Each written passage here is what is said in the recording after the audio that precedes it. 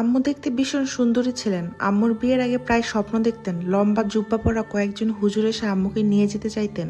এইভাবে একবার আম্মুর বিয়ের 2 মাস আগে স্বপ্ন দেখেন 7জন লম্বা জুব্বা পাগড়ি পরা হুজুর এসে আমার নানির বাড়ির পশ্চিম দিকে নারিকেল গাছের পাশের পুকুরটাতে অজু করে নারিকেল গাছের নিচে নামাজ পড়েন। তারপর তারা কথা বলতে থাকেন, তারা আম্মুকে নিয়ে যাবে, এমনকি তারা আম্মুকে ঘর থেকে কোলে করে 7জন একসাথে নিয়ে কোথাও যাচ্ছিলেন।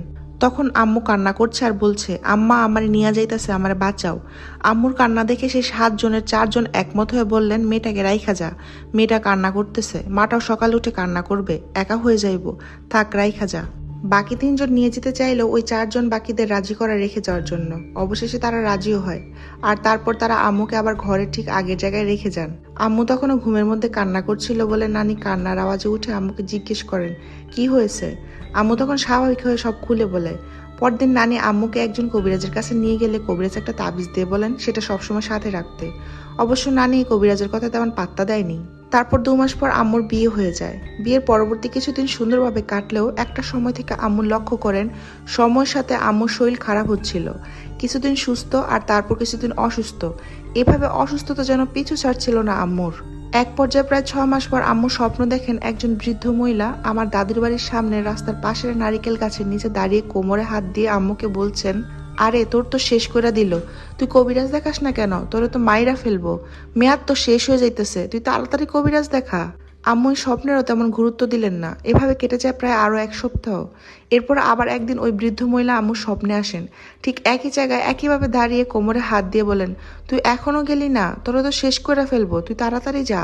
এবার আম্মু বিষয়টা নিয়ে ভাবলেন, তিনি নানুকে জানালেন এই ঘটনা। নানু আবার আম্মুকে নিয়ে সেই কবিরাজের কাছে গেলে তিনি আম্মুকে দেখে জানান আম্মুকে কালো জাদু করা হয়েছে, যার মেয়াদ আর প্রায় 1 মাসের মতো ছিল।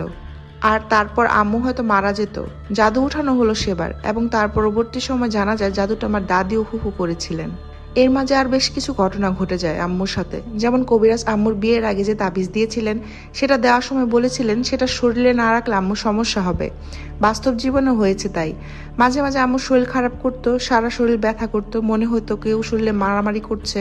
অনেক কবিরাজ দেখে অনেক চিকিৎসা করা হলেও কিছুদিন ভালো থেকে আবার আগের মতো হয়ে যেত।